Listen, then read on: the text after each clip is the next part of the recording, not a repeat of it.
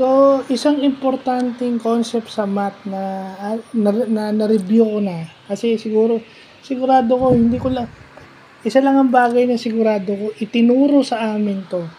Posibleng hindi na ituro to, tinuro sa amin to in one of my high school years and yung years namin yung college ako, pero hindi ko na maalala. Posibleng hindi ito tinuro tong extraneous solution at saka itong missing solution. So, ano daw itong extraneous solution? Ito yung mga value o mga solutions na nag-emerge out of solving an equation, pero hindi siya fit na yung number na yun o yung value na yun, pag isinubstitute mo back into the original equation, it doesn't satisfy yung hindi siya valid. So, ang example nito is yung mga sa square root.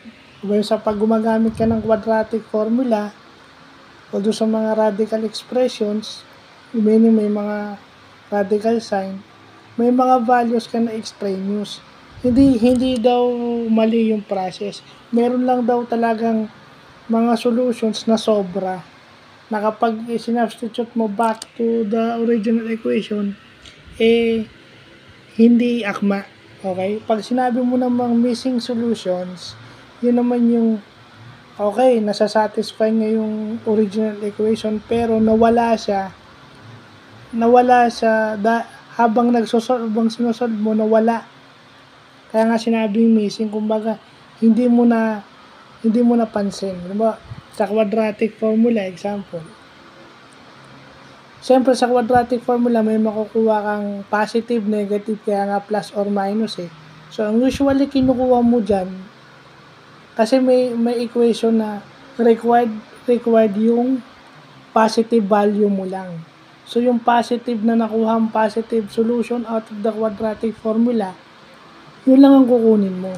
Yung negative, i-disregard mo. So, parang ganun. Yung pinakamadali example, sa quadratic formula, yung b plus or minus square root of b squared minus 4ac over 2a, minsan hindi na kailangan yung negative solution mo, yung positive lang.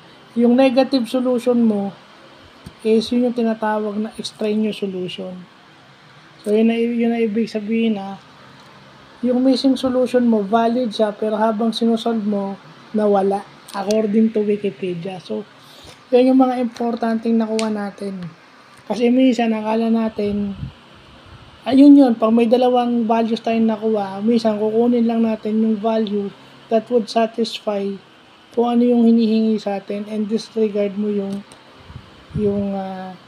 iba. So, yung dinisregard mo, extraneous solution yun. So, yun yung importanteng concept natin sa math na natutunan natin ngayon. So, yun lang po.